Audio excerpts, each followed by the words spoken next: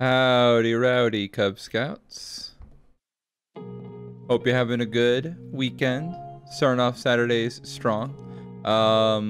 We are going to be jumping back into some D&D map making. I had a pretty rough sleep last night. I'll be perfectly honest. Just ended up staying up a little bit later than I meant to. I had the roommate and I started talking about stuff. We got just a little passionate about it. So this is gonna be pretty low energy. I'm trying to save up all the energy for hanging out with D later on. Oh my goodness! I'm just realizing that these follows are not correct. What is happening here? Let me go ahead and fix that. There we go. That's a little bit better. Don't know where my emblems went, but I'll fix that later on. No worries. To give everyone a quick refresher on where we are, where we've been, we're doing an underwater level. So we're on the 4th floor, finally finishing up the sort of tutorial section of the dungeon for our players. And we're talking about underwater combat and movement, and we're doing some social encounters to sort of explain how that works for the team or whatever adventurers we were coming across. We ended up making this big underwater section with varying depths of water. We have this sort of like circular little current here that ends up cycling the water, so you can cycle through as they want and just make that sort of interesting there. We have a big little treasure room here, some pockets of air here and here. As well, we have our exit, and we've set up a wall structure for the big lake area. On the docket is walling up the sort of like introductory area with some dry land and setting some creatures out. Of course, if we find the time, I'd like to garnish the map a little bit with some with some bits of decoration here. Having like just straight up water is kind of boring. Put some like gems and maybe seaweed or coral or something along to make it a little bit more pretty. But right now our sort of priority is getting the wall up, finishing that, and getting our creatures in. The creatures that they could both potentially fight or have a pleasant conversation with.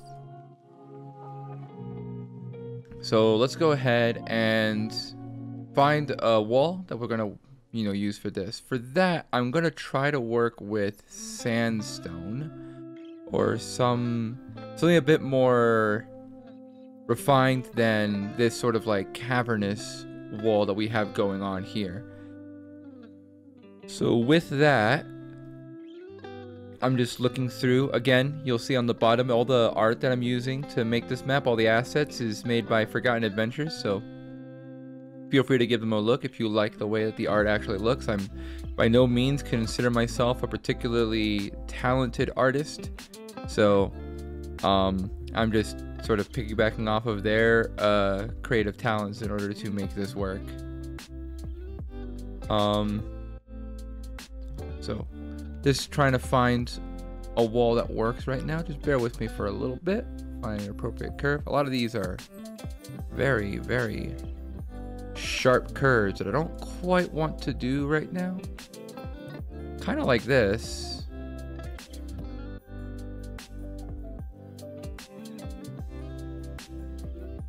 Yeah, let's see. This is not quite working. I'm gonna go ahead and try to narrow my search a little bit to get what I want. Let's see. How do you make water levels bearable? I have absolutely no idea. We're trying to make it work right now. It's mostly a tutorial, Boga. That's weird. I don't have you on my chat. But yeah, the whole gimmick is basically to demonstrate how water movement works. I think when we supplement it with social encounters, we can give our players tools to make at least the movement not unbearable. We're not really going to be doing crazy focuses on the underwater segments, So it's a bit of a misnomer, but we're going to have it, and we're going to make sure that it doesn't really get in the player's way. We did some math in the last session, and using that math, we basically set it up so that we made sure that, like, going from one air pocket to another, unless you are in like a terrible situation, you should be able to get there without like drowning. There's like a mild danger of it, but only if you like truly blow it. That's sort of the direction we're taking it, as far as making sure that you are aware of the risks of not drown the players. Yeah. We definitely don't want to drown the players, but we want to get to a position where they're aware that of how drowning works.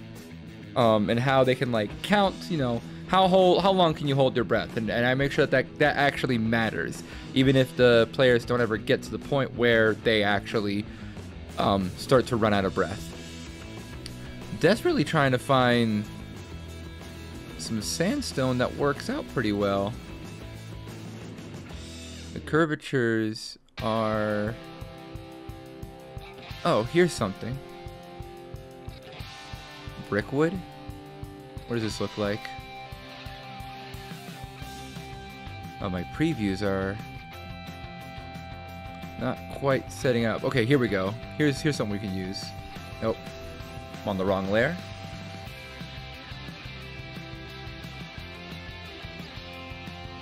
So yeah, we just want to like set this up to maybe... Whoopsie. To get roughly this sort of segment here. We could use... Yeah, I don't like the way it like sharply turns. We could use straight lines. I think I might just use straight lines to manufacture the curvature that I want. It's going to be a bit easier that way. The risk with the underwater segment sort of comes from the results of the players, at least the intent, is for the risks that come with the underwater segment to be a result of the players' social interactions with the merfolk we're going to add into the game, into this floor. The idea is that based on their relationship with the merfolk, if the merfolk are friendly or indifferent or, you know, not hostile, then the players should be in a pretty safe position to travel freely without anyone getting in their way. If the merfolk are hostile and they have to not only traverse the underwater segments safely, but also fight back merfolk on the way, that is when you start to run into the scenarios where players can start to run out of air, and, you know, the troubles or complications that come with trying to fight while underwater start to get into play. The general rule of thumb for underwater fighting is that you need certain kinds of weapons that are conducive to fighting in the water in order to be efficient. Like if you bring a dagger or a trident or a spear, those work perfectly fine. You know, good simple thrusting weapons typically work very well underwater. But if you bring like an axe or a bow underwater, then you're going to be having more difficulty than you normally would fighting. You'll be making attacks at disadvantage. If you like bring fire spells, creatures will typically have resistance to fire if they're underwater, and those kinds of things. So those are sort of the rules we're going to be trying to teach our players through this underwater segment if they get into a position where they need to fight the merfolk. Just going to go ahead and try to... Oop, there you go. Finish up this wall.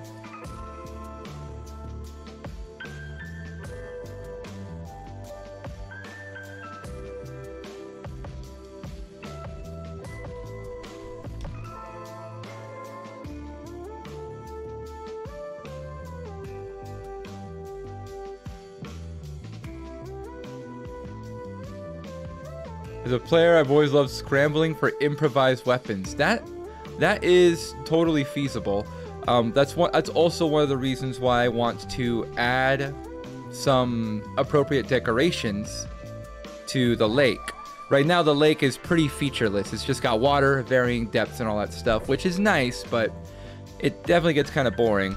I want to add things like coral reefs, seaweed, and such, not only to make the overall environment a bit more pleasant to look at. Let's steepen this a little bit. But also because then, if you wanted to, you could grab a chunk of coral and slap some fools with it. So it gives players, you know, just more things that they can interact with to make the game a bit more interesting.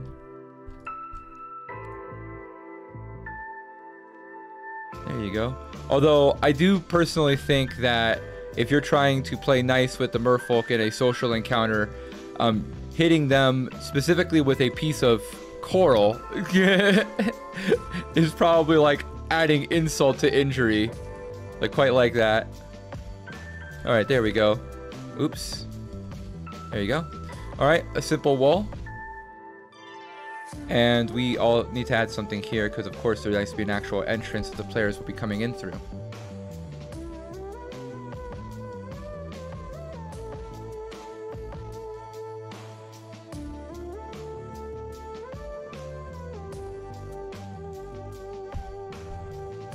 This one I'm going to curve a little bit.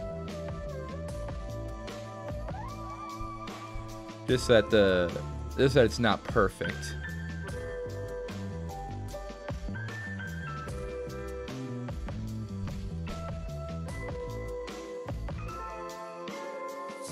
There you go. And we can add.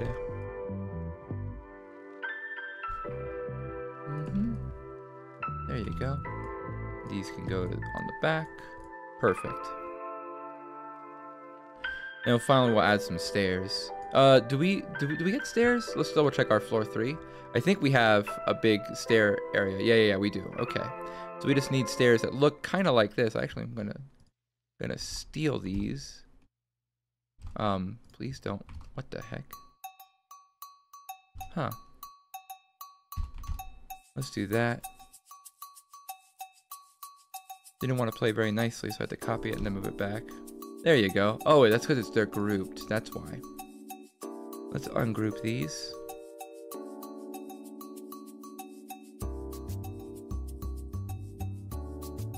And we'll put this sort of together to make that transition a bit more clear. And these things are a little too big. We'll shrink them just a bit.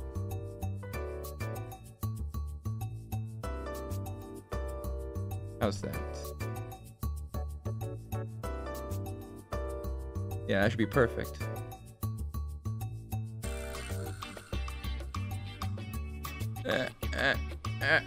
Yeah. Sweet. Why the players are chilling with the merfolk. So we are trying to pull a little bit from the previous floors in order to tie into the other mechanics. So if we go all the way back to our second floor, I don't know if you've seen the other map making streams, but we had a segment where we're like sort of teaching combat and stealth and that kind of stuff. And, you know, different opposing forces. We had the players basically sneak around this sort of like goblin fortress. And we had a bit where one of the rooms has a sequence or a group of crabs, you know, big giant crabby boys that the players could either hunt down and kill, or they can set them free and set them loose on the goblins, or do whatever, right? And so we've established already using this floor that there's an aquatic element to this big dungeon. And so what we're doing is we're sort of taking that element and expanding on it in the fourth floor to put the players in a social interaction without having to recycle the goblins, because I don't want to punish the players if they decided, because, you know, the goblins are immediately the antagonists. If the players decide to kill them or leave them alone or whatever, I don't want that to be explicitly a direct reference. So instead, what I'm doing is taking the crabs and saying, okay, well, these crabs are here because they are basically like pets to these merfolk that live deeper in the area with this big sort of underground lake system, which actually goes very high. I call it a lake, but realistically this water goes very high up. It's like 60 feet deep, maybe even more than that. Like let's see, from floor 2 to 3 to 4, each floor is going to be about 40 feet, so this is going to be like 80 to 100 feet deep of water. So, you know, the idea is that we have this tiny little puddle here where the crabs came out that are hunted by the goblins. This lake, if you were to dive down and go deep enough down, would actually bring you here on the 4th floor. And so there's a connection here that you can make. And so then we could take what the players did to those crabs and use that to show the players how social interaction works. Because in D&D, typically what you do is you have an NPC and they have a particular attitude towards you. And that attitude is categorized as either being friendly, indifferent, or hostile.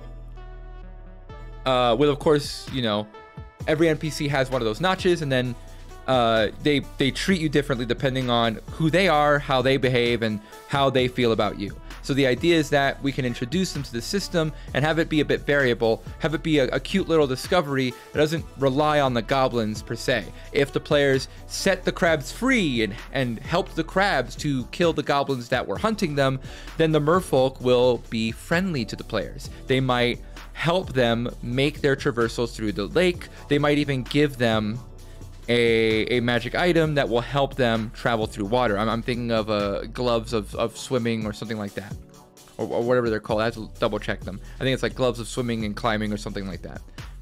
Or if the players just didn't care about the crabs, then, you know, the merfolk are also indifferent. They won't do anything to the players. They won't stop them, but they won't help them either. You can pass through, but just don't do anything. They won't give them any items or anything like that. If the players actively hunted the crabs down and also attacked them and hunted them and maybe even ate them, because again, on the 2nd floor, they're being hunted by the goblins, held and cooked for food in the other room.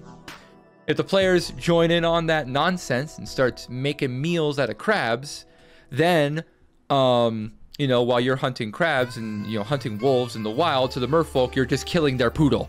And so they're a little upset. They're going to be hostile. They'll attack you instead. It won't let you through. And so, you know, that gives you a connection to the previous floors. It gives you a variable on the starting attitude that the merfolk have, or whatever NPCs you want to interact with have. And then, you know, you can play with that as you will, because of course they don't always have to be hostile or friendly or indifferent forever.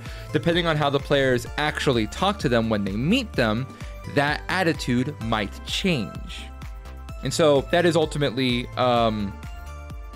where we're going with this and why we decided to use merfolk. Also because we wanted to introduce underwater mechanics to the game, because that's one of the rules that we have not talked about in our previous 3 floors. So we talked about magic, we talked about combat, we talked about the basics of rolling and health and skills and saving throws and all that stuff. Conditions, proficiencies, like a lot of the stuff we haven't talked. So now we're kind of going into the very niche stuff. Ultimate anti-murder hobo method. That is fair. Your players can be murder hobos as you do this. It is definitely a sort of dungeon crawling-esque game. You just got to make sure that they're like, you don't terrorize your players for being murder hobos. You know, you decide how you want them to go.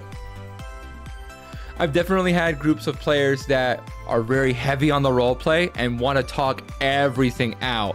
They will like never fight. They always want to talk it out. I've also had players who are absolute murder hobos who will find critters and murder them for fun. Like I've had the different extremes. And yeah, this just makes it so that like different types of players will have different experiences. So we have our section here. I'm going to put a curtain here instead of like a traditional door. I think curtains are cooler. Let's see what we can get here. I'm gonna try to do. Is there a green curtain that we can use? Oh, they're all. Let's see. Green. Oh, here's green. All right, let's see. What the? No.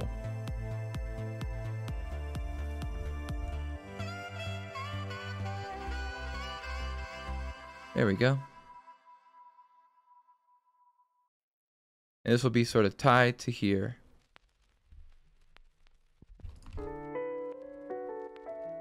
This gives players something cute to interact with since they've been working with doors for the last 3 floors. Now they have a curtain they can like peek through and cute things like that. Oh, pardon.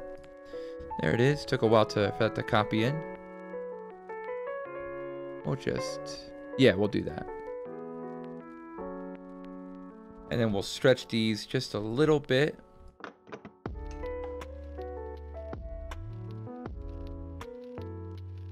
A kelp curtain? Perhaps, yeah. A kelp curtain.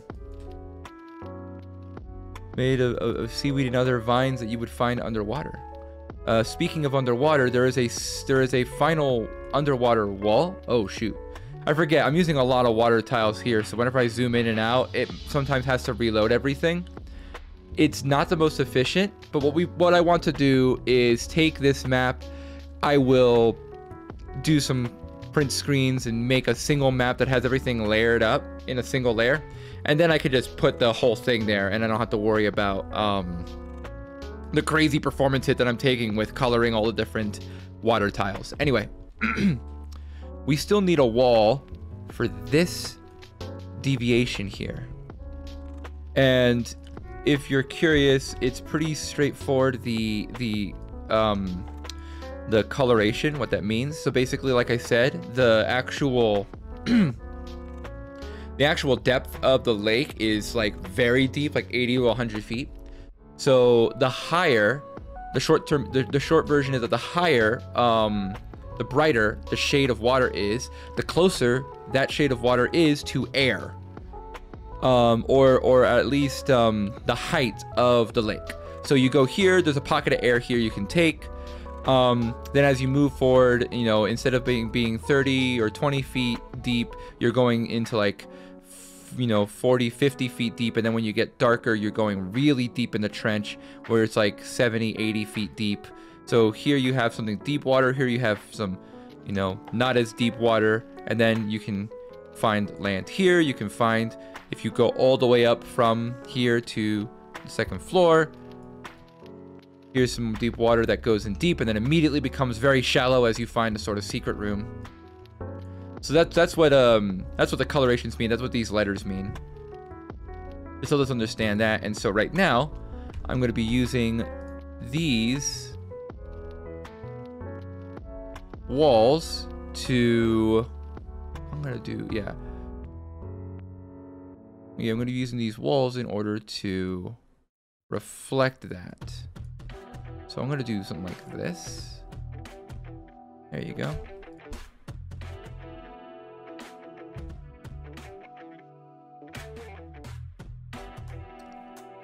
There we go, perfect. And then I kind of want this water to be a bit deeper like that. Put this in the front. There you go.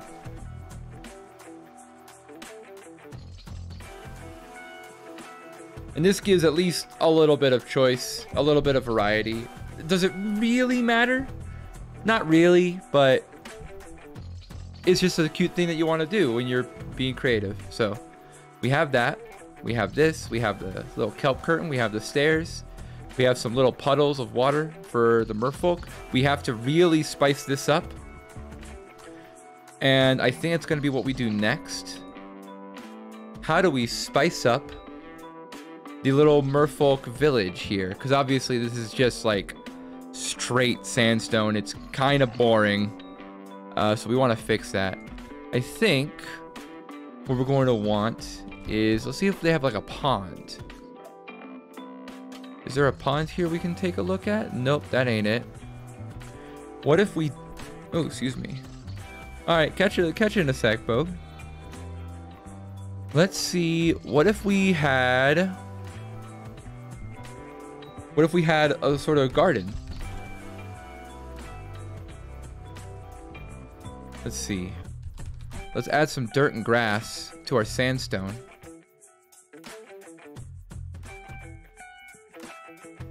I'm gonna put that on the... Probably put that on the edge of the waterfall.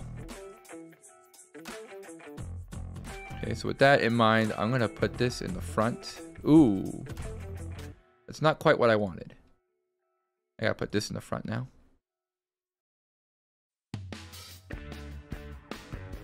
This also has to go to the front. To the front. To the front. And to the front. So I can do something like this. And this just simulates the sort of waterfall effect that we wanted. Yeah, so we could have this and create some patches of dirt that surround the waterfall. Where did my dirt go? Where did my dirt patch go?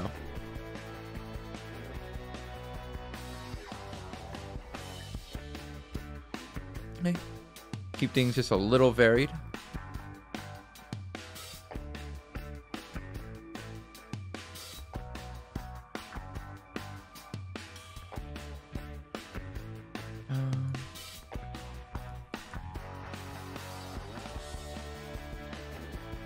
Yeah, we're gonna go ahead and put this to back, this to back, this to back. And we're just doing this so that when we put this, it's under the waterfall, but over the land. Something like this.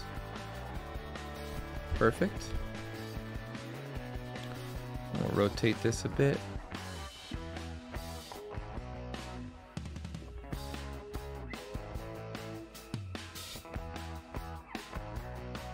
And then let's see if we can add another pile of soil. I think we're going to toss it into the center.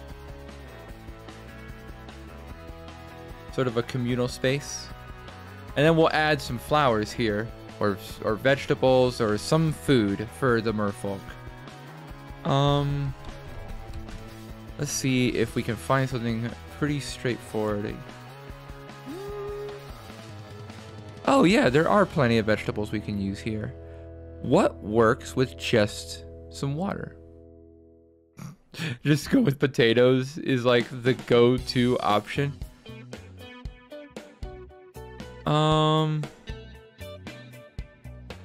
Let's see.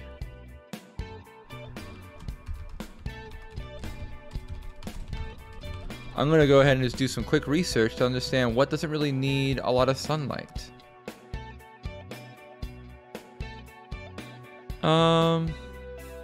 Vegetables that don't need sunlight. There's definitely leafy greens is considered there. So in that scenario, let's go ahead and grab some cabbages. That's definitely a very big cabbage. We do not want cabbages that are that big. That'd be like monstrous.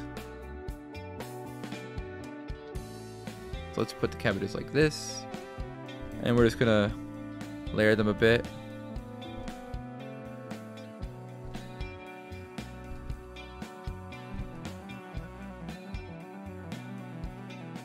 What else we got? Oh yeah, people. I saw also they said that artichokes were good options. And man, artichokes are not very large, so we're going to also rotate these around a bit.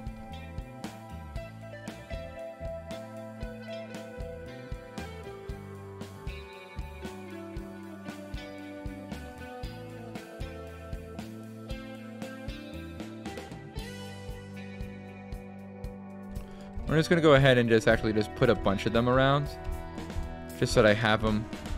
Otherwise, it's gonna take forever. All right, now we have them all. Let's do some rotations.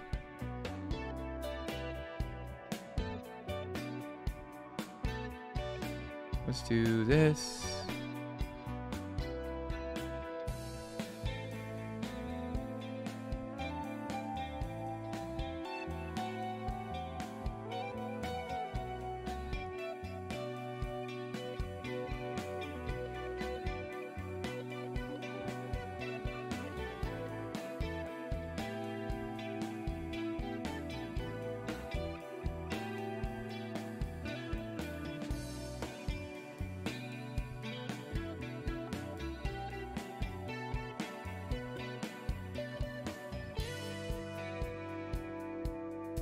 Alright, and I think one of these can stand to move because this part's just a tiny bit crowded. There you go.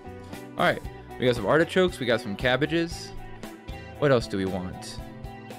Looking at our double checks. There are beans and potatoes.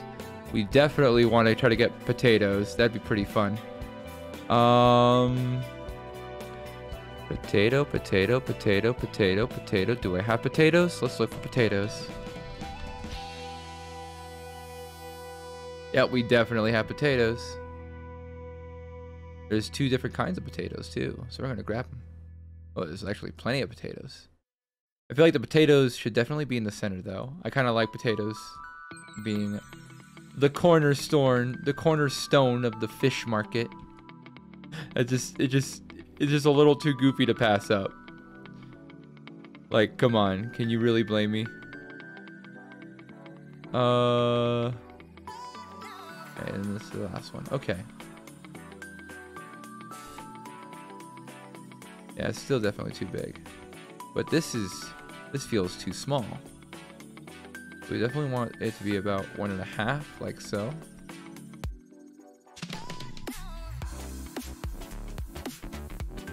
Yep, there we go. And then what we're gonna do is we're just gonna go ahead and just do a quick copy paste. And we're gonna make a bunch of potatoes. Okay. And then we're just gonna start rotating them, just like we did with the artichokes. And is this realistic? No, but it's D&D. So, oh well. I think potatoes are like for sure roots, so they wouldn't even see, you know, realistically. I don't know if you'd even see the potatoes as they're being planted, but it's magic. That's gonna be my excuse for it. It's magic. Whenever your players are like, how does this work? Magic. He's magical.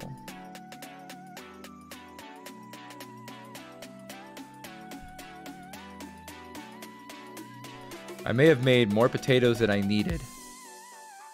I almost definitely made more potatoes than I needed. Isn't that the story of every farmer? Oh man, I have so many potatoes versus, oh my gosh, I don't have enough potatoes.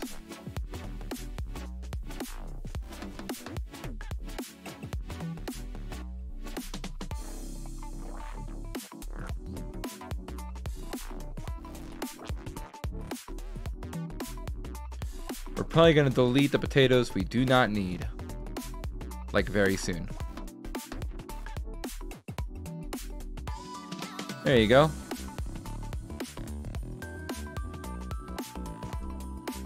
Yeah, let's get rid of these. And then I'm going to use these 4. Put that here.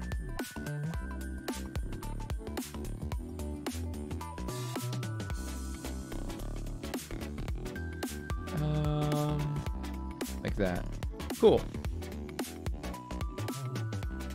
Okay, we've got our potatoes. Last plant. What are we looking for? Beans? Can we get beans in here? Bean. Hey, we can. We can get green beans. Sure. I don't like the grouped up version though. It's not organized at all. So we'll just have the different variations, like so. Again, we'll shrink them.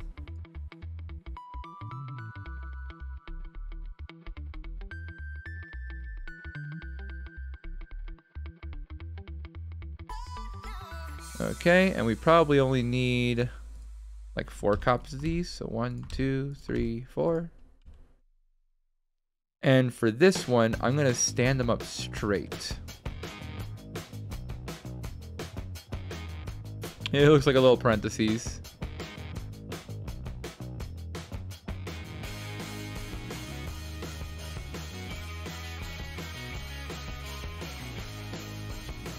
Can I do this and just like sort of perfect. All right.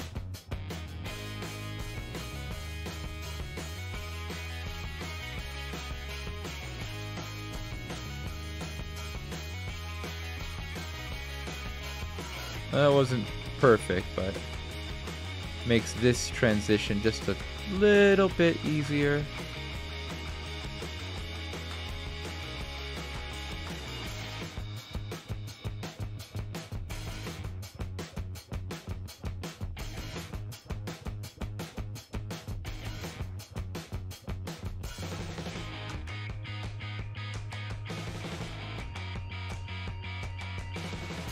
All right, we've breathed a little bit of extra life into this area.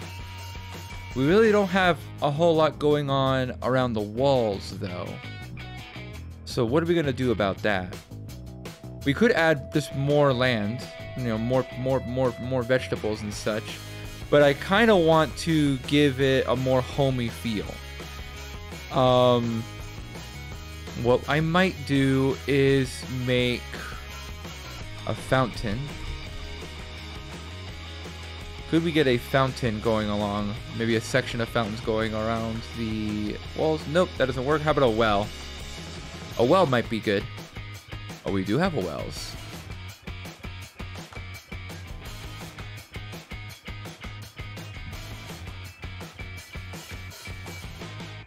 Yeah, let's get some wells. Oh, I just had a good well. I just missed it. Hold on, I gotta find it again. Well. Oh, you know what? I know that it's I know that it had sandstone in it, so I'm just gonna narrow down my search a bit. What? Oh, I put sandstone. Dirt.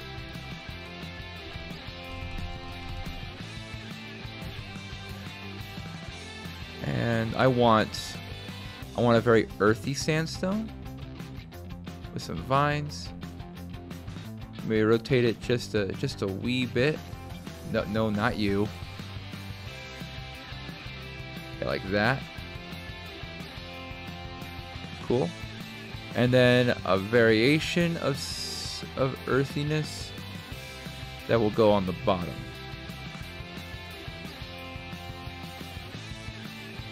Like that. Perfect. And then I'm going to add a few more of these puddles, I think. And then we're going to be done. So let's copy this. I did not want to copy these green beans. No. 1, 2, 3, copy, paste. Whoa. That's not quite what I was expecting either. That's okay. We have a way to resolve this. We're just going to go ahead and not do that. We're going to go ahead and take these and just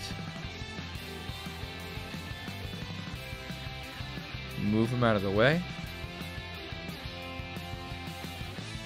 Perfect. Now we could take this whole thing, copy it, paste, and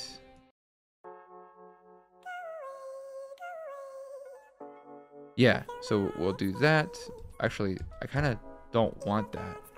I put this in a bad spot. I didn't want it to be here. All right, I'm gonna think a bit more about where I want this.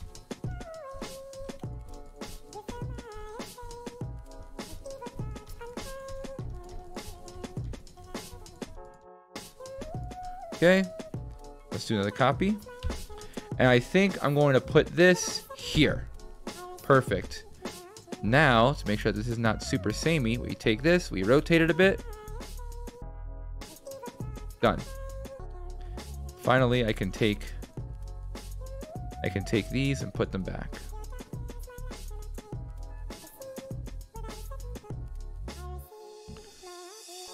And we'll do that for the other areas as well.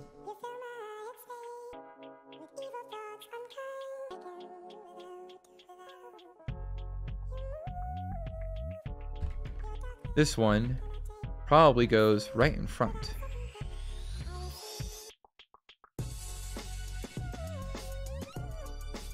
This on the opposite side.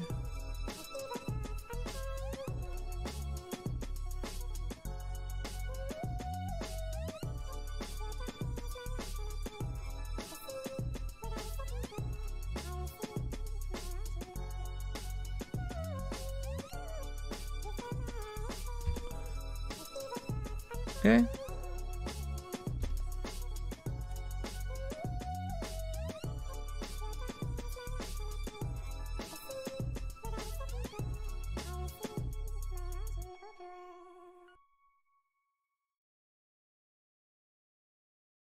There you go.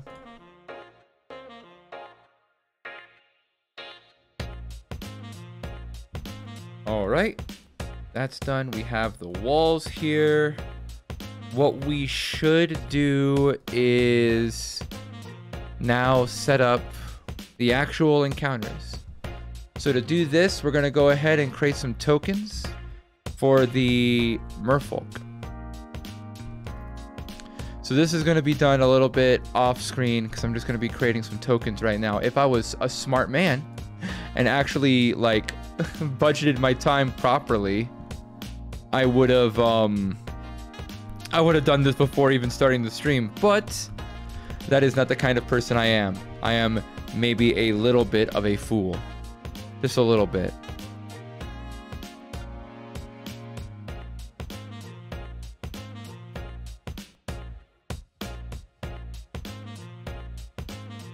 So just gonna go ahead and pull an image that I think looks cool and try to make a token out of it.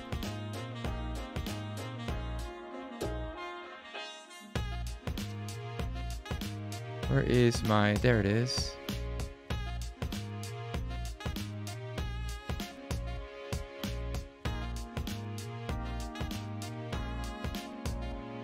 Okay.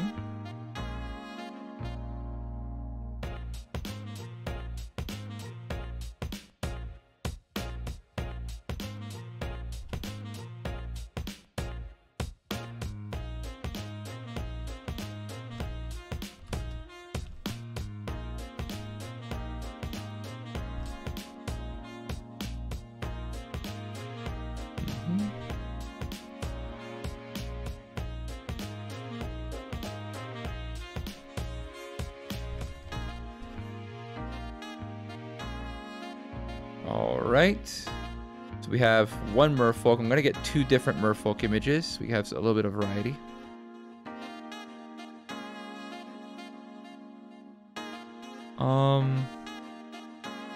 Let's grab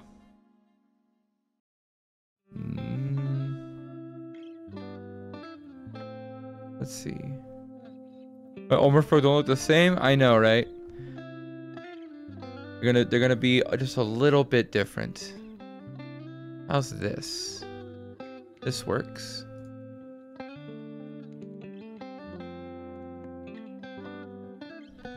Okay.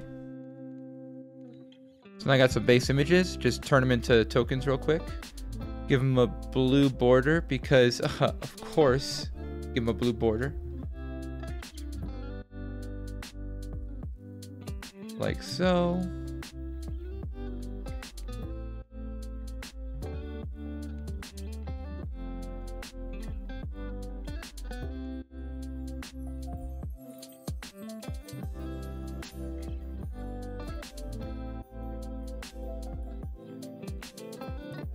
Okay. This is gonna be nice. Oh, thank you for the hydrate. I'm gonna go ahead and just take that right now.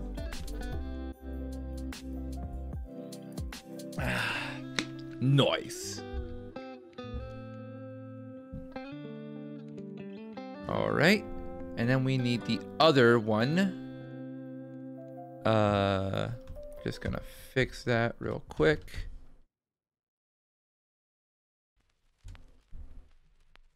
Ba-boom.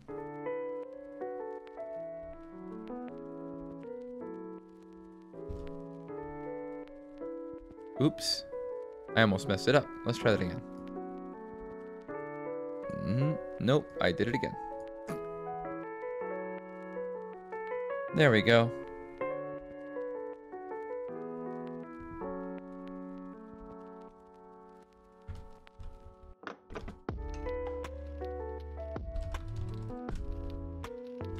I'm doing just a little bit of keeping on my end to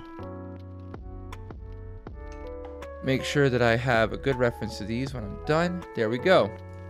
Now we just go ahead and add these suckers in. Here's Merfolk 1 and Merfolk 2. And no, they're not going to be that massive. We just got to scale them down after we import the files. There we go. They're all medium creatures. And what we can do is take a look at the Merfolk stat block. I believe there are some good options. Do I still have... Where is it? I do not have it set up. Where is it? I have Merfolk Scouts, which is a good basis for what I think works. Yes, okay, so here's a simple Merfolk.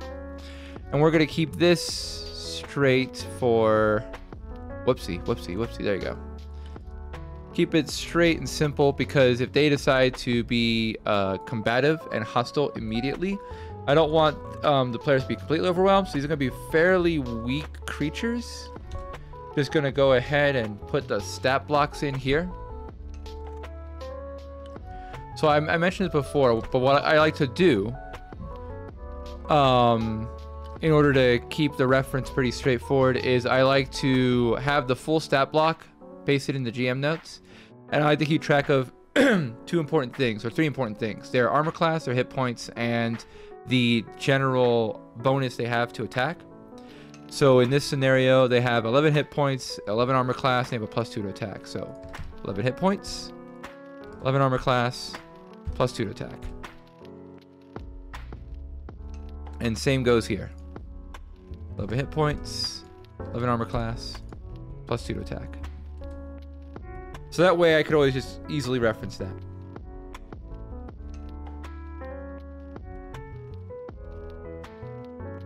Next, we're going to go ahead and understand this is a challenge rating of 1/8. So right now I'm kind of spitballing, but if, let's assume, I do use Tabletop Simulator, although I do not use it often for D&D. For D&D, I typically use Roll20 or Map Tools or some other software that's sort of more specifically made for D&D. For Tabletop Simulator as a general board game tool, it's totally fine. There's a lot of controversy about Tabletop Simulator recently with their mods and such, so it's been a bit more challenging recently to genuinely recommend them. But I mean, if you already have it, then there's no reason in my opinion to not have it, to not use it, if, at least amongst friends. It does its job very well. That's totally fair. Tabletop Simulator is sort of just a general sandbox for any sort of traditional game, so board games and card games and so on, which is fine. You can totally play games like Magic the Gathering or any board game or D&D on it. But for really popular games, like popular card games like Magic, or popular tabletop RPGs like D&D, they are passable, but there are usually better tools specifically for those kinds of games. So, you know, you could play Magic the Gathering on Tabletop Simulator, but you're probably better off just playing Magic the Gathering Arena. You could play D&D on Tabletop Simulator, but you're better off probably just using Roll20, which is more specialized. So, for this, we are going to refer to our I have a handy dandy section here that helps me quickly understand how heavy encounters are. Players at this point are going to be level 1. And so we're going to have a lot of enemies here, potential enemies. So our multiplier is going to be ×2. And for them, I want this to be a fairly medium encounter. So they're looking at 50 experience. Or at least minimum of 75. So right now, each of these is looking at 25. So we're looking at 3. In a combat encounter, we would want them to have to fight 3 of these merfolk. 3 is not a lot though. So here's the plan. We're going to go ahead and double the amount of merfolk here. We're going to make a mental note. Let's set these up, yeah, like this.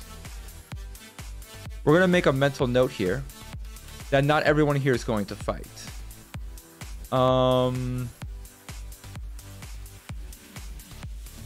Where's my text? Here it is. Okay, let's start making mental notes about the behaviors, the attitudes, and so on. And we'll put this in, yeah, we'll put this in black text. We're on the GM layer, so the players will not see these notes that we're making. So, Merfolk Camp. If, starting behavior, or sorry, attitude is probably a better word. Starting attitude of the merfolk to the players depends on the following. If the players killed, I'm gonna say, I mean, you can obviously tweak this however you feel. If it clears 3 or more crabs on floor 2, or 8 any of those crabs, start hostile.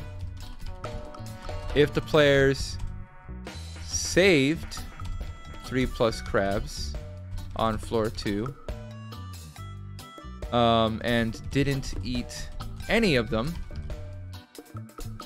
start friendly.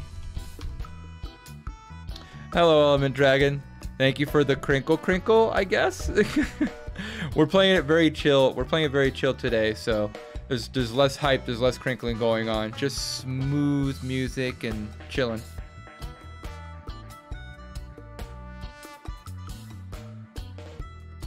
Why I answered so fast. Staying up too late and brain was starting to mush. I stayed up quite late too. My brain is a little mushy. I have no brain today. And then otherwise, start indifferent.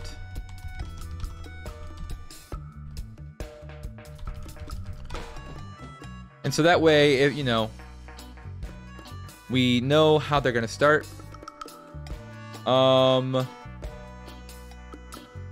Wait, I'm not done with the text yet. Not done with the text. Okay. If hostile, merfolk will not let you. Yeah, it's Smooth Saturday. Canceled the collab. Oh, canceled the collab. Damn, Dragon, you're brutal.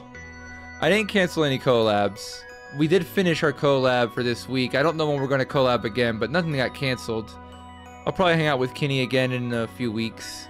I know for at least next week I'm planning to do more solo content. Like to do the little bit of alternation. So if hostile, merfolk will not let you pass through the waterfall. Attempting to will start combat because they aren't gonna let you through. Merfolk will not give you any aid, which is like food or, you know, food or items, etc.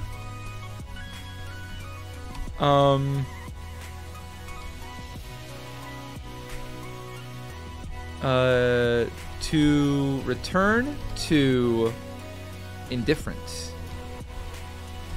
Players need to prove they need to basically kill the goblin boss in floor 2 and provide proof. If indifferent, Merfolk will not, or Merfolk will let you pass through the waterfall. Merfolk will sell their, oh man, I had to double check the items that I had, but I think I really wanted, was it gloves? Let me double check. Gloves of swimming and climbing, I think is what we wanted. Yes, that's the one. Right? No, it wasn't. It was something else. Swimming items, D&D. I had an idea. I think it might have been a cloak. Cloak of the Manta Ray? Was that the one I wanted? Cloak of the Manta Ray. I'm almost sure I talked about it in the last stream, but I don't remember. Let's see. Yes, swimming speed of 60 feet. Yes. Cloak of the Manta Ray is what we wanted. We'll sell their magic item. Cloak of the Manta Ray. And we looked at the price. It's an uncommon item, which means that it's probably going to cost around, at most, 500. So we're going to put it around that price. 500 GP. To become friendly, kill the goblin boss and provide proof. If the players steal food or the cloak or kill crabs or other rude nonsense, then become hostile.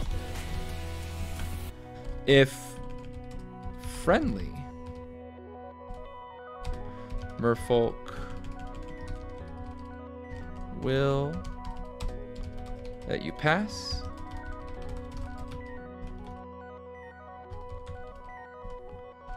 Merfolk will save you if you start drowning. Merfolk will sell their magic item at a discount. Cloak of the Manta Ray for 300 gold. If the players steal food, yes, etc., become hostile. Oh no, not hostile, indifferent. So we have something like this. Make some notes. And then lastly, we should talk about what happens when a fight breaks out. Because we want to make note when a fight breaks out. If a fight breaks out, Merfolk, 3 Merfolk,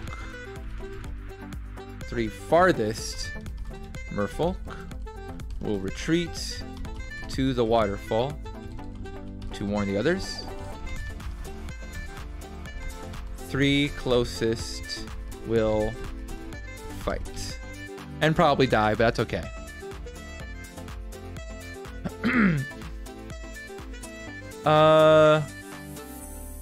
I would say this would probably be minus 10 GP per persuasion.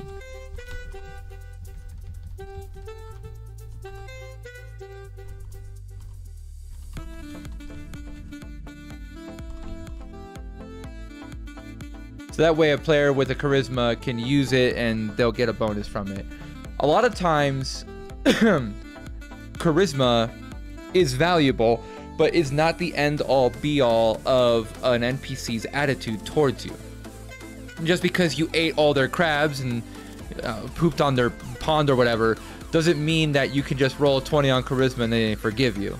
Usually, the roll that you have with charisma is impacted by a player's attitude towards you, or an NPC's attitude towards you. And while that charisma check can influence the actual end result of their relationship towards you, or basically whatever they do based on their attitude, their actual attitude for you doesn't change, you know? Having a really high charisma might mean that they'll sell you the manta ray for 300 gold because you rolled a 20 on your persuasion, which is similar to if you just took their offer as being friendly, but it doesn't make them friendly. They're still indifferent towards you. You just had a very good conversation that led you to haggle this cloak. And you can think of other ways where persuasion would be useful here, asking for food, asking for pet crabs of your own, things like that. A nat 20 isn't always a success in the sense that you get what you want. Yeah, exactly. Natural 20s are great, but they always need to be taken, especially in a skill check. They're taken in the context of whatever you're trying to do. If you're trying to, walk a tightrope, a natural 20 is great. And it gives you a real spotlight moment. That is a great moment for a natural 20 to shine. If you're trying to punch through a wall, a natural 20 just means you don't break your wrist, Nat 20s are for combat only. That's as far as automatic successes go, you're right. A critical hit only applies to combat. So if you roll a natural 20, you always hit on combat. For skill checks and saving throws and things like that, natural 20s don't always mean you succeed. If your difficulty class is higher than 20 and you rolled a natural 20 and you have a penalty or whatever, you might end up still failing. And then you could talk about degrees of failure, degrees of success, and things like that. But yeah, as far as guaranteed successes or guaranteed failures, natural 20s and natural 1s only count for attack rolls specifically. So you always got to think about when you're doing a 20-sided roll, it's always one of three things. It's either an attack roll, a saving throw, or an ability check. And so only for attack rolls do natural 20s or 1s matter. And then death saving throws, they also matter, but that's because for death saving throws very specifically. All right, we have those merfolk. And what we're going to do is we're going to pepper in a few more merfolk here. And we're going to make a few merfolk that are a bit stronger. So instead of having a medium encounter, which is what we would expect with a 3 merfolk, we're going to try to have a hard encounter. With this in mind, we're going to look for merfolk scouts specifically. Because I know that they have a slightly tougher... They have a slightly tougher stat block. Let me see if I can find it.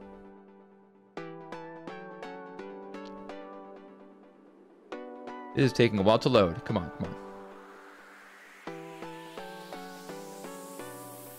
All right, this is not loading. This is super not loading. Merfolk, monsters, D&D Beyond. Thank you. That's what I want. I want this. What am I looking at? Merfolk Scouts. This is what I want. Yeah. Merfolk Scout. Merfolk Scout. D&D. I'm just... Power Google.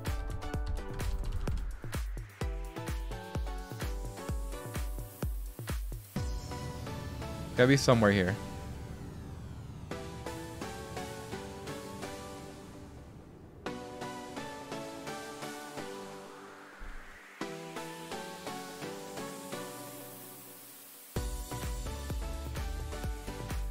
Where the heck?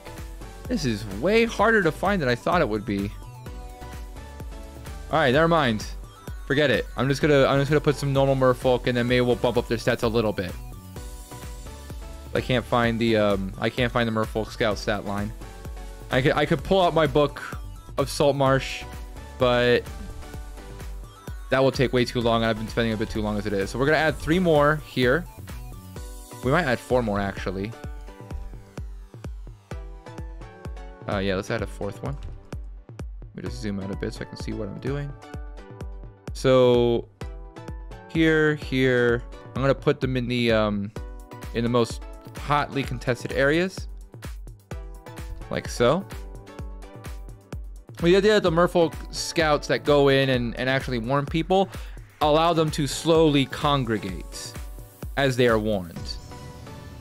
All right. So those are all set up, and we're going to give these guys a bit tougher stats. We're going to give them 5 extra health. We are going to give them 1 extra armor class.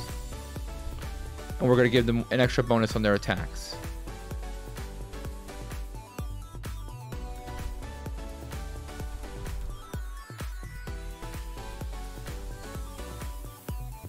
Okay.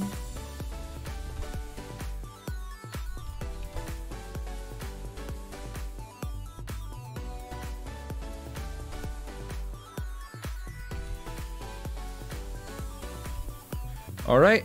And then finally what I'm going to do is I'm going to take this merfolk here. I'm going to give them a statistic. Let's see if we can find it. I want the cloak. Is there a little cloak thing? There is not a whole lot. I'm trying to find a little thing. I'll put this here. And so I'm just using this symbol to indicate that this merfolk is the one that is wearing the cloak of the manta ray. So if they start a fight and beat up this guy, they can take the cloak. They don't have to pay for it. So that way, that's still relevant, even if they end up being hostile and having to fight. All right, those characters are in. Now let's add a few more. I want to add a secret room here. And the secret room here, I think, is going to be pretty straightforward. We're going to add some coins here.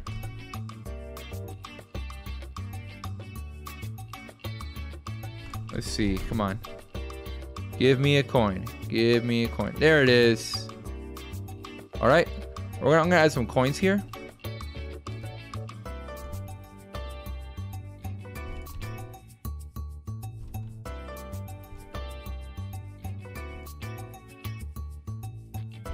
We're going to do 8.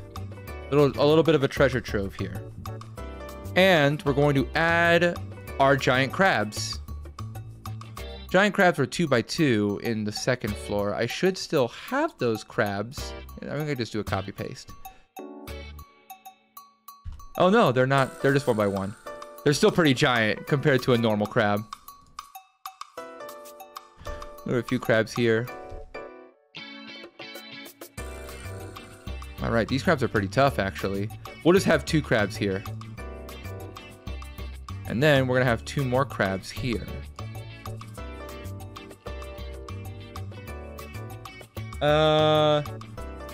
And just so that these crabs are here for flavor, I will also specify that if the fight breaks out, crabs will scatter.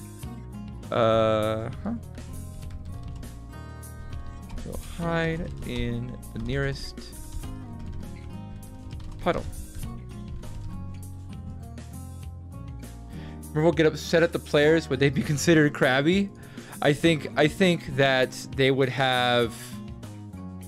They'd have some. I don't have a joke for that. I don't have a pun. They'd be pretty coarse.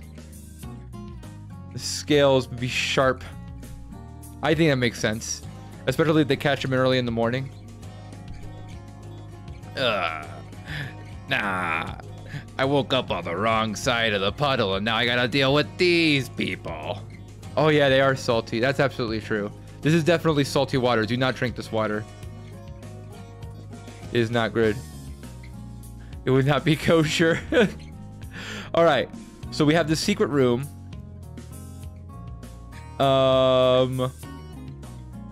Which is pretty straightforward. I want some secret treasure here.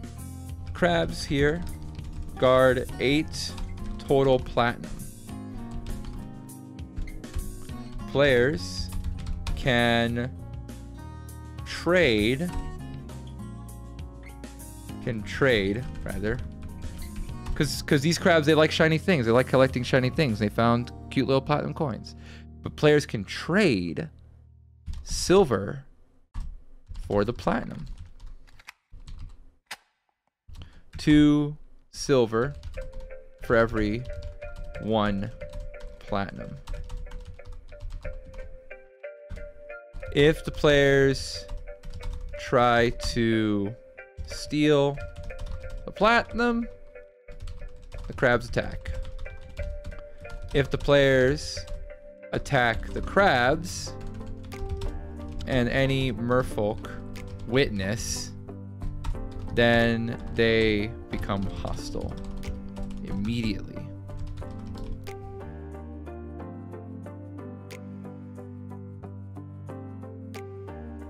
And so this also, by the way, leans into a piece that I actually haven't really talked about, the currency system. Typically in D&D, in most settings, you'll have a currency of, you know, bronze, silver, copper, silver, gold, and then platinum. And the exchange rate is usually the same as you would find in most like MMOs of that style, where it's, what is it, 10 copper to a silver, 10 silver to a gold, 100 gold to a platinum. And so obviously this trade is optimal, but your players might be in a position where they only have gold pieces. And so this has a little cheeky element to it, where it's like everyone digs through their gold and through their purse, and they're like, I don't have any silver, I just converted it all to gold. Do we have any gold? Anyone have silver? Because they like the briny shite clicky clackies. They won't trade for gold, they won't trade for copper, they'll trade for silver. And of course the crabs, it doesn't matter that the platinum is more valuable than the silver. It's like, because it's shinier and there's more coins. So that's the idea there. Let's put that here. Yeah, actually, this is a little too, I realize this is way too dark. Let's put some white here. Let's get some green here. Bright green? There you go. That looks ugly as heck, but now we can read it for sure. We have the crabs there. We have the guard here. Guard here, and guard here. I'm actually going to change my mind. I'm going to take one of these guards. I'm going to put them here instead for two reasons. One, is more likely that they'll witness whatever happens with these crabs. And it makes sense thematically that they're guarding the crabs. The second thing is that this is a pocket of air, and it's the first pocket that the players will encounter. So I want this to be a relatively safe area the players can get to, even if the merfolk are hostile. They should be able to get to this pocket of air with relative ease. I do not want to block that from them unfairly. So I'm going to move the merfolk like that.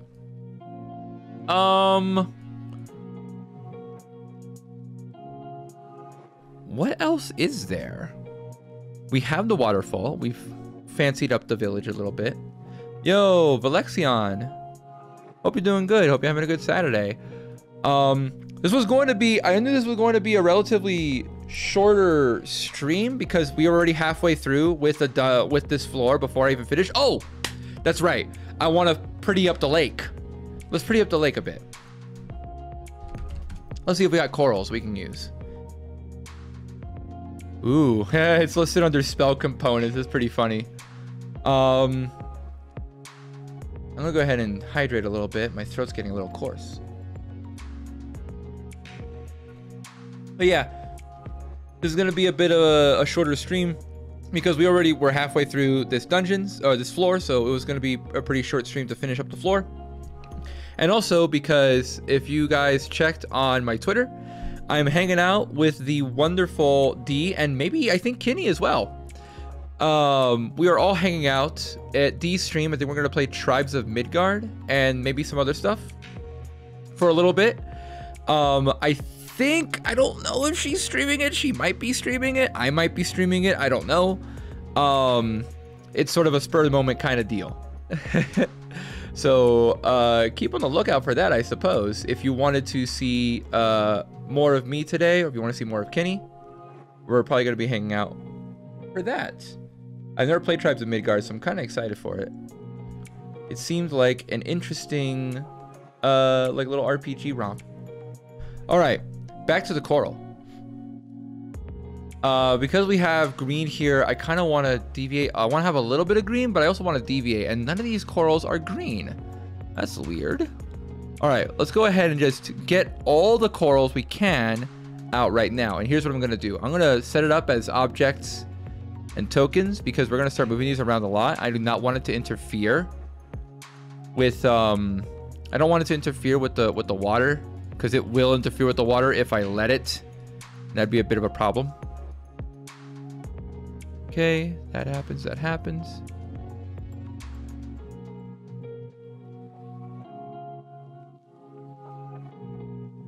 Oh, we're getting this. Lexion, have you played D&D before? I'm curious to hear about any of y'all crazy D&D stories. I got like millions of them, but I can go on. I've definitely had games of people who have locked themselves in rooms and people who have unironically had a rocks fall, everyone dies moment when I was running a game, which was probably one of the funniest things I'd ever seen. People really didn't think I was gonna do it to them. And normally I would not. I do not want to paint myself as like a ruthless DM because I've had that stigma once. Definitely don't want to relive that experience. Okay, so we got some weird green ones here. There was one time, what is it? I had a I remember I was doing a Christmas one shot. I was doing a game of D&D for my buddies as a little Christmas event. And this dude, he decided to roll a character who was this crazy Minotaur assassin who had bought a crate and filled the crate like a wagon crate, and he filled it with bombs and oil. And the first thing he did when he found, because it was a Christmas themed event, so obviously they went to like Santa's workshop and stuff, and the first thing he did when he found Santa's workshop is charge the crate into it and blow it up like a freaking terrorist. I was speechless. I can't believe that actually happened. And that's the first thing that comes to my head whenever I think about crazy one-shots. Good Lord. All right. Yeah, that should be about 3, right? You're at 3? You're kind of at 3. Have you guys had anything similar to that? I'd love to hear about it. I've been watching a little too much the crazy D&D horror stories that are putting up on YouTube. You know, D&D YouTubers will have like a lot of story times. I've been watching a little too many of them recently, and I don't know, there's just something a bit cathartic about being in a position where you're like, I don't know if I'm that good at DMing. I don't know if I'm like the right fit. And then you listen to one of those stories and you're like, man, I have so little to worry about. I know D&D horror stories are so bad. I also have my share of D&D horror stories. I had a horror story where I had a player who was so rude to one of the other players and was so aggressive that they accidentally convinced that player to burn through all his resources to heal them, which meant that player could not heal themselves during the fight. This was back in 4th edition. In 4th edition, you had in 4th edition you had, you know, I kind of want to I'm gonna need to tint all of these a little blue. In 4th edition, you had these you had the system of healing surges where you would use up a surge in order to cast healing spells and such. And so if players ran out of surges, they couldn't be healed anymore. It was sort of a way to like put a stop on an adventuring day. It was similar to hit dice in 5th edition. But this person made the mistake of giving the rogue all of his healing surges, which was fine because the rogue could be healed very easily at that point. Does this work? Yeah, it works. But then that meant that the cleric couldn't heal himself, and so he got completely slapped during the boss fight. And it was really funny because it was one of those challenges where you have to deal with the boss, but you also got to do like a little side objective. And trust me, I planned this way before any of these guys made any of these decisions. We're gonna put these along the walls, like so. And basically, as a group, once it got clear that they had to do some side objectives, they all left to do the side objectives immediately, all of them. And the only person left was the cleric at the end of the day. So the cleric who could not heal themselves was also the only person left to actually hold off the boss, which I think was a basilisk. They were the only ones that were able to hold the basilisk. So they went down. They went down immediately. It was the goofiest thing. And I remember after that they really blew it, because they had to do more crazy things in order to like deal with the basilisk, and then that's how they got the rocks falling moment. They literally had to like collapse the cavern they were in to kill the basilisk. And I mean, they had an unconscious cleric, so they basically were really inefficient with their movement. They were really bad with their movement, and they rolled really poorly and didn't roll their saves, and the wall collapsed under them. And yeah, they ate it. They ate the boopy. They ate the big poopy. And then they had to go through a whole side quest to get themselves cured, get themselves revived. God, side quests to revive people is arguably even funnier than the original quest. Do I not have a white? I don't. Okay, whatever.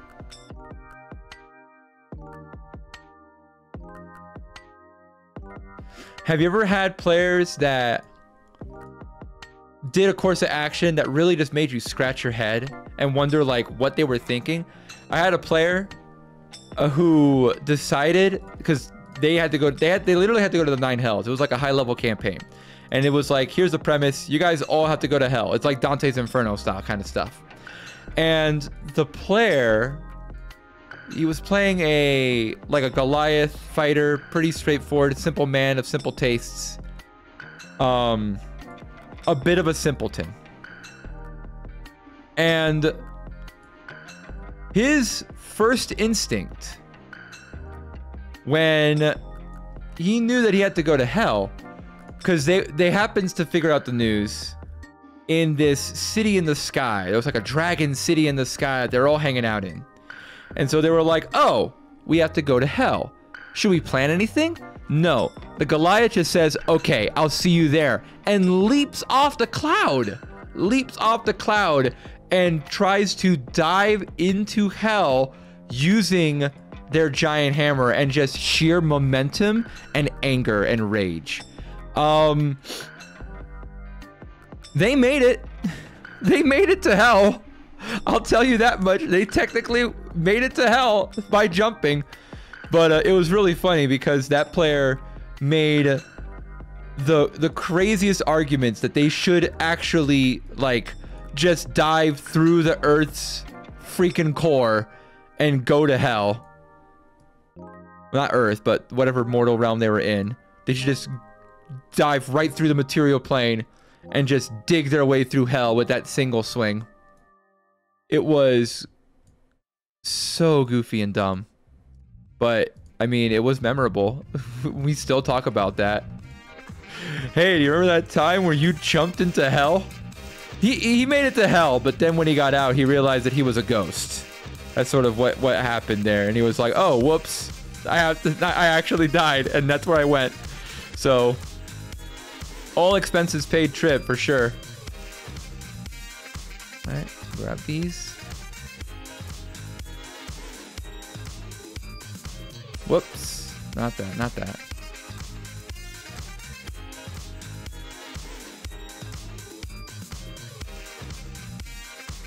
I've definitely had horror stories from when I played too. I had this story of this one player who like unironically fell in love with this NPC. She was like this like human witch character, and she was cute. Like the DM role played her very well. I wasn't DMing this game, but I was playing in it, and it was cool. But this player was like, I unironically like genuinely like this character, which is a little weird chant, but we roll with it. We roll with it. But I don't know if the DM had any ideas in mind, but that character, the witch, for some reason, got a liking to my character. I guess maybe I rolled some charisma check prior to it, or maybe I said something that like resonated with her. It was kind of funny, and I remember it was hilarious because my character was initially not really that interested in her romantically.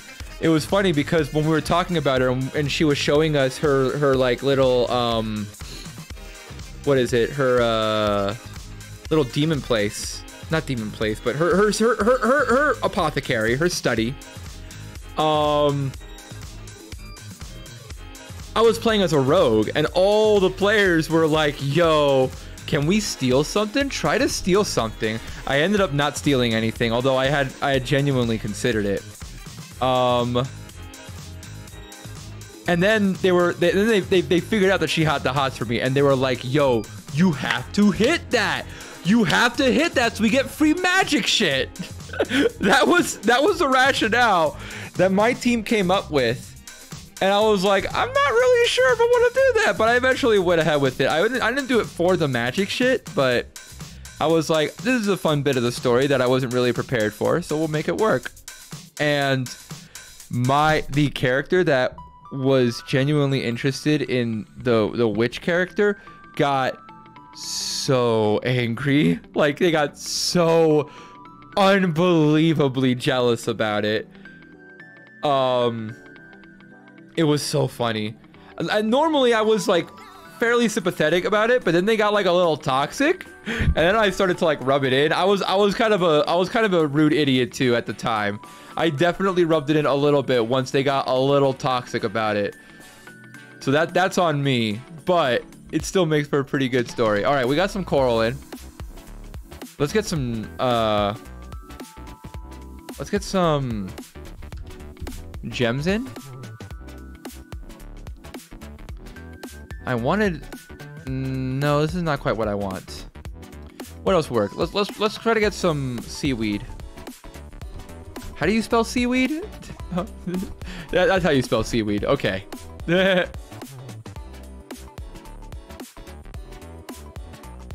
Oh man, those were the good old days of D&D. That was when we played a lot of 4th edition. Oh no, there's no seaweed, huh? Is there kelp? There's not a whole lot going on in this natural decor. Let's see if I can find something that's interesting. Ooh. Okay. Crystal clusters is pretty neat.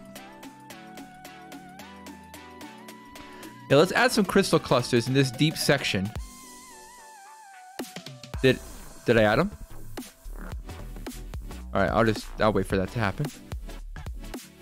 Yeah, there we go. This is gonna be some neat stuff. Imagine seeing this crystal section and being like, do you have time? Do you have time to dig and get this? I'm gonna make the tint a little darker. There you go. What else is there? Anything that isn't crystals? Ooh, boulders. Let's get some boulders in here.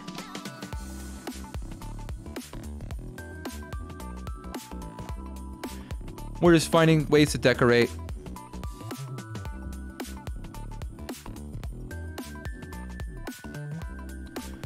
More crystals. Ooh, more boulders. Let's take this one.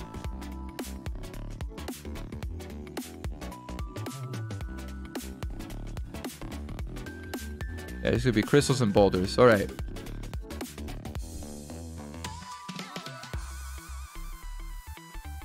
More crystals. Is there anything that isn't crystals here? Come on. Help me with not a crystal. I'm looking at natural decor. I'm looking at the different categories that are in the Forgotten Adventures map asset pack. See if I can find something that's cool here that isn't just crystals and boulders in the natural decor section. There's logs, but I don't think logs fit here.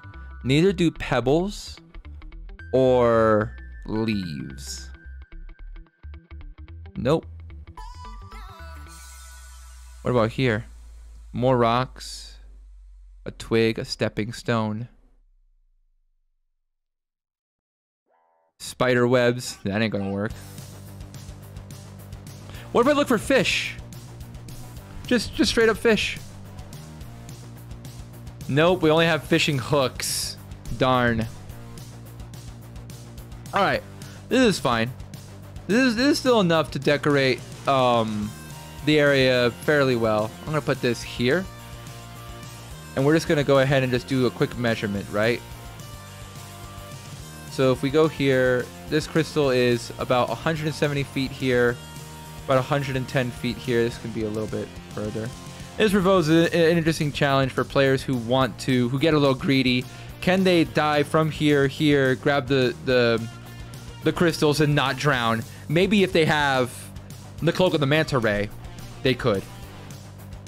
All right. Next, we're going to go ahead and just fill up these rocks.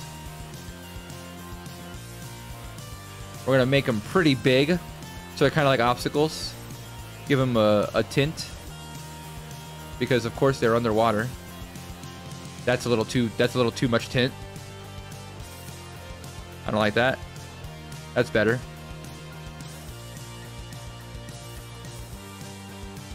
I might change the tints a little bit depending on the depth in which these are found.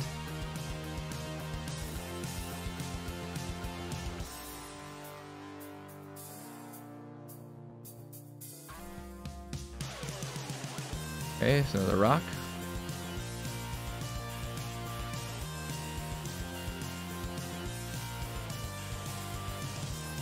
Okay, so we're gonna put this rock here. Just rotate it. And we're just gonna put these here around to add some flair. Definitely want a rock here, like a deep rock. So for this one, what is the... Actually, I want the veiny rock to be here since it's closer to the crystal. Veiny rocks will not do anything particularly interesting. And it's maybe going to be tinted like that? Yeah, that's much better for the tint. And then this rock is probably going to be here. This will be a much brighter tint. Something like this. Yeah. This one will be probably hugging this section like that. There you go. We've peppered in a little bit of the lake. I'm going to make a note about these crystals. And I'm going to fix their tint a little bit. So I'm going to be a bit closer to like this, maybe? Or this? Yeah, that's fine. And what I'll do is I'm going to look at floor 1 because we had crystals in floor 1. We can use that as a basis. So it takes 6 days, minus 1 day for every 10 in a strength check. Advantage if proficient with a war pick. If in a group, take the highest roll. Okay. That is how to... Yeah, okay. That's how you get rid of these. Obviously, days take a long time. So for these, we're going to change it up a little bit. Back to GM. And this will probably be in white. Underwater crystal.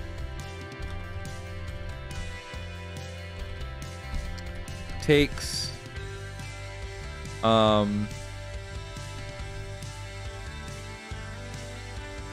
let's see.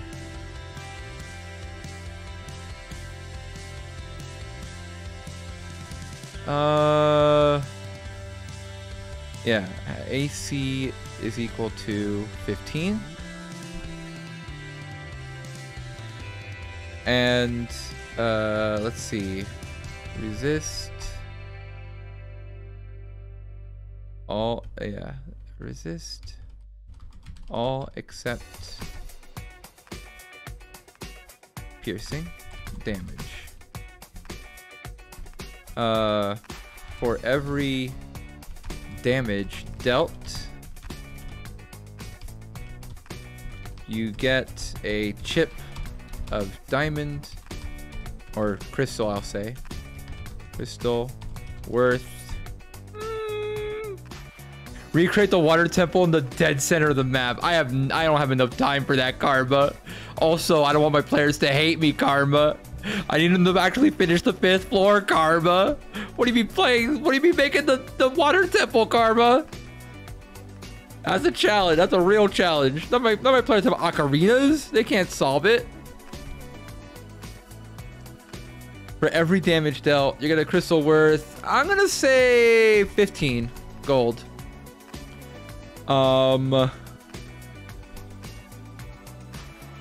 Yeah.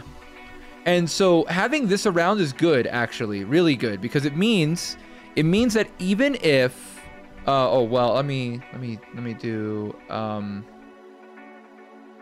this. Let's say this has let's say 30 HP. So that way you can get at most 450 gold's worth of stuff here. This is good because even in a situation where the merfolk are friendly and you stay friendly and you don't want to fight anyone, having an underwater crystal here that you can chip at with attacks helps demonstrate how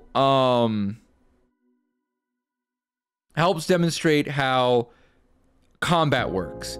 Like using certain weapons will give you disadvantage, moving around gives you certain abilities, things like that. That actually works really well here, because then we can demonstrate that even if the players do not want to fight the merfolk or the crabs. All right, we have it there. We have the rules listed.